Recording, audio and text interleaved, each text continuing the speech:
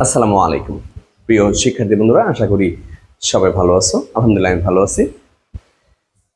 একচেটিয়া কার্বনের চাহিদা রেখা অস্থিতিস্থাপক অংশ উৎপাদন করে না বা উৎপাদন নির্ধারণ করে না। খুবই গুরুত্বপূর্ণ একটা প্রশ্ন। আমরা মনোযোগ সহকারে প্রথম থেকে শেষ পর্যন্ত ক্লাসটি দেখব ইনশাআল্লাহ। একচেটিয়া কার্বনের চাহিদা রেখার অস্থিতিস্থাপক অংশ উৎপাদন করে না। হ্যাঁ, বেষ্টিক অর্থনীতির এই প্রশ্নটি অনেকবার পরীক্ষায় আসছে। আমরা খুব ভালো করে মনোযোগ সহকারে শেষ পর্যন্ত ক্লাসটি দেখব। আচ্ছা, একচেটিয়া কার্বনের চাহিদা রেখা কাকে বলা হয়? একচেটিয়া কার্বনের গড়াই রেখাকে চাহিদা রেখা বলা হয়। একচেটিয়া বাজারে গড়াই রেখাকে চাহিদা রেখা বলা হয়। একচেটিয়া কার্বনের গড়াই রেখাকে চাহিদা রেখা বলা হয়। আর গড়াই রেখার চাহিদা বলা হয় গড়াই রেখার অর্থাৎ এয়ার রেখার বিভিন্ন বিন্দুতে চাহিদা স্থিতিস্থাপকতা বিভিন্ন হয়ে থাকে।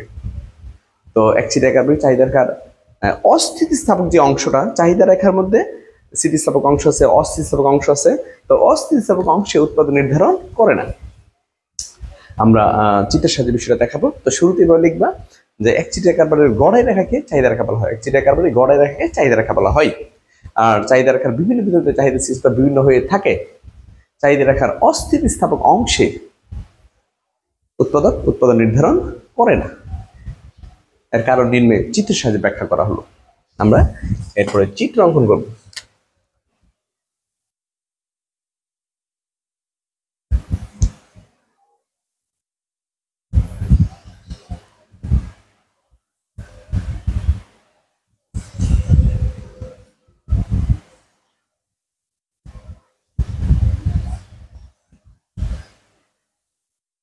এখানে মোটাই সর্বোচ্চ স্পর্শক অঙ্ক করলে সেটা ভূমি অক্ষের সমান্তরাল হোক।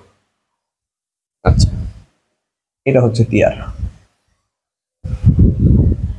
ওকে, আর এখান থেকে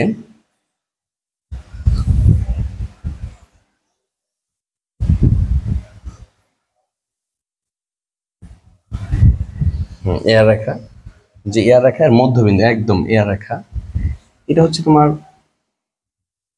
এয়ার রেখা বা আমরা এটাকে চাহিদা রেখা বলতে পারি। চাহিদা রেখা,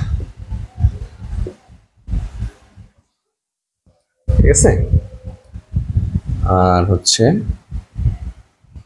এটা হচ্ছে তোমার এমআর রেখা, হচ্ছে এক্স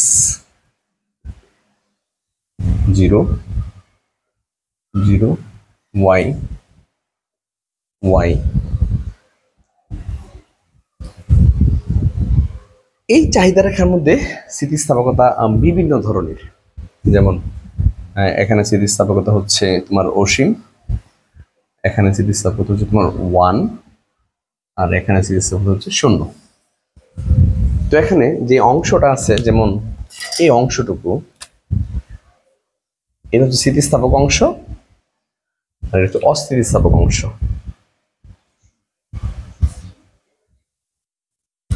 ঠিক আছে, এটাকে আমরা বলতে পারি স্থিতিস্থাপক অংশ।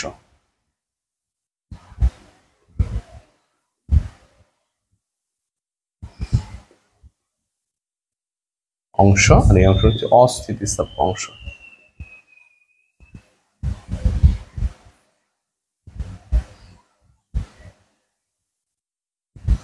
অস্থিতিস্থাপক অংশ। ওকে, আর আমরা জানি মোটাই সর্বোচ্চ অবস্থায় প্রান্তিকে শূন্য হয়। এই যে প্রান্তিকে শূন্য হয়েছে, এরপর এমসি রেখা অঙ্কন করবো। এই একটা এমসি রেখা, MC1, আর একটা এমসি রেখা MC2,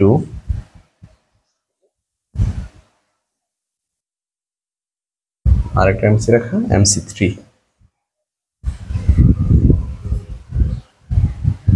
এখানে ভারসাম্য বিন্দু দিতে পারি আমরা A B C,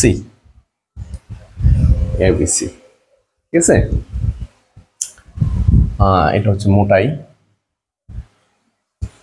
আমরা লিখতে পারি টিআর। আর ভূমি হচ্ছে উৎপাদন। উৎপাদন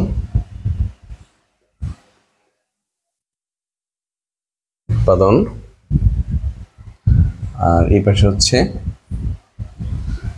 এআর, বা আমরা বলতে পারি এআর আছে আর এমআর আছে আর এমসি আছে। হ্যাঁ, এমসি।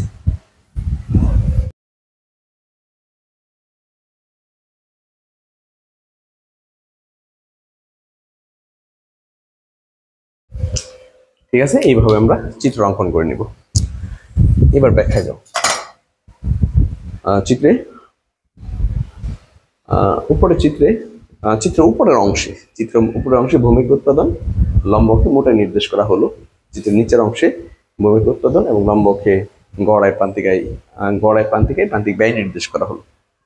আমি আবার বলি, চিত্রের নিচের অংশে ভূমিক উৎপাদন এবং লম্বকে গড়ায় প্রান্তিকায় এবং প্রান্তিক ব্যয় নির্দেশ করা হলো। আচ্ছা, এডি হলো এই যে এ আর সমান ডি, যেটা এ আর সমান ডি হলো চাহিদা রেখা, চিত্রে এ বিন্দুতে একচিটাকার ভারসাম্য অর্জন করে। কারণ হচ্ছে এখানে ভারসাম্য শর্ত দুইটা, আমরা একটু লিখে নিব যে আমরা জানি একচিটাকার স্বল্পকালের ভারসাম্য শর্ত দুটি ভারসাম্য শর্ত, এম সমান এমসি এবং এমসি এর একটা ঢাল গ্রেটার দেন এম এর একটা ঢাল। এটুকু লিখে পরে লিখবো। চিত্রে আমি একটু আবার বলি, চিত্র উপর অংশে ভূমিক উৎপাদন লম্বকে টি এর নির্দেশ করা হচ্ছে, নিচের অংশে ভূমিক উৎপাদন লম্বকে এ আর এম এমসি নির্দেশ করা হলো। এরপরে যে ব্যাখ্যাটা দিব, যে এ আর সমান ডি হলো চাহিদা রেখা, আর হচ্ছে তোমার এরপর লিখবো যে চিত্রে একচিটাকার ভারসাম্য অর্জন শর্ত দুইটি। প্রয়োজনীয় শর্ত হচ্ছে আমার সমান এমসি, পর্যাপ্ত শর্ত হচ্ছে এমসির একটা ঢাল গ্রেটার দেন আমার একটা ঢাল। চিত্রে এ বিন্দুতে একচিটাকার ভারসাম্য অর্জন করে, কারণ এখানে আমার ইকুয়াল এমসি এবং এমসির একটা ঢাল গ্রেটার দেন আমার একটা ঢাল। তুমি দেখো এখানে ওই যে এমসি ঊর্ধ্বগামী আর আমার নিম্নগামী, ঊর্ধ্বগামী হলে ঢাল ধনাত্মক হয় আর আমার নিম্নগামী হলে ঢাল ঋণাত্মক হয়, তাহলে অবশ্যই এমসির ঢাল বেশি, আমার ঢাল কম। আর হচ্ছে তোমার প্রথম শর্ত যেহেতু রেখা দুটো পরস্পর এ বিন্দু সেট করছে, এ বিন্দু দুটো পরস্পর সমান হয়েছে, তাহলে এমআর এবং এমসি পরস্পর এ বিন্দুতে সমান হয়েছে, মানে প্রথম শর্ত বাড়িতে হয়েছে, দ্বিতীয় শর্ত বাড়িতে হয়েছে। আমরা বলতে পারি চিত্রে এ বিন্দুতে একচিটাকার ভারসাম্য অর্জন করে, কিন্তু এ বিন্দু উৎপাদন করবে না, কারণ এ বিন্দুতে প্রান্তিক ব্যয়টা কি ঋণাত্মক। এই যে প্রান্তিক ব্যয় এ বিন্দুতে কি ঋণাত্মক, আর বাস্তবে প্রান্তিক ব্যয় কখনোই ঋণাত্মক হতে পারে না। প্রান্তিক ব্যয় হচ্ছে যে উৎপাদন বাড়লে যে ব্যয় বাড়ে তাকে প্রান্তিক ব্যয় বলে। এখন উৎপাদন বাড়লে অবশ্যই ব্যয় বাড়ে, আর কিছু না লাগুক, কাঁচামালটা তো লাগে, তাহলে উৎপাদন বাড়লে অবশ্যই কিছু না কিছু ব্যয় বাড়ে, যেটা কখনোই শূন্য বা ঋণাত্মক হতে পারে না। আমরা বলছি এ বিন্দুতে একচিটাকার ভারসাম্য অর্জন করে, কিন্তু এ বিন্দুতে উৎপাদন নির্ধারণ সম্ভব নয়, কারণ এখানে এমসি ঋণাত্মক, আর প্রান্তিক ব্যয় ঋণাত্মক হলে একচিটাকার উৎপাদন নির্ধারণ করবে না। এরপরে যাবো আমরা বি বিন্দুতে। বি বিন্দুতে একচিটাকার ভারসাম্য অর্জন করে, আর বি বিন্দুতে এমসি শূন্য। তুমি দেখো এই যে এমসিটা বি বিন্দুতে কি শূন্য, এখানে এমসি ঋণাত্মক, এখানে শূন্য, এখানে ধনাত্মক, কিন্তু তো বি বিন্দুতে প্রান্তিক ব্যয় ঋণাত্মক, শূন্য। বি বিন্দুতে প্রান্তিক ব্যয় শূন্য, কিন্তু বাস্তবে প্রান্তিক ব্যয় কখনোই শূন্য হতে পারে না, তাই বি বিন্দু তো একচিটাকার উৎপাদন নির্ধারণ করবে না। সি বিন্দুতে তোমার প্রান্তিক ব্যয়, হ্যাঁ সি বিন্দুতে ভারসাম্য শর্ত পালিত হচ্ছে, কারণ এমআর এমসি সেট করছে এবং এমসি ঢালটা বেশি এমআর ঢাল থেকে।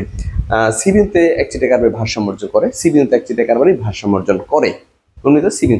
সি বিন্দুতে একচিটাকার ভারসাম্য অর্জন করে, এখানে এমসি ধনাত্মক, সো এই সি বিন্দুতে একচিটাকার উত্তর নির্ধারণ করে থাকে।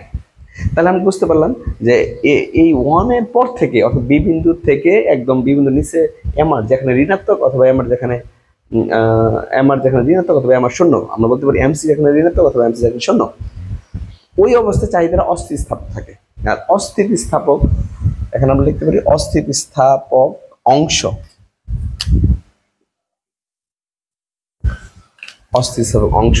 তাহলে তোমরা একটা বিষয় খেয়াল করো যে চাহিদা রেখার অস্থিতিস্থাপক অংশে একচিটাকার উৎপাদন নির্ধারণ করে না, কারণ এখানে প্রান্তিক ব্যয় শূন্য অথবা ঋণাত্মক দেখায়, যা বাস্তবসম্মত নয়।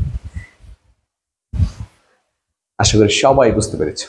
আমার কাজ যদি ভালো লাগে তুমি তার বন্ধু সবাইকে আমার অনলাইন ক্লাসের বিষয়ে শেয়ার করো। ভালো থাকো, সুস্থ থাকো। আসসালামু আলাইকুম।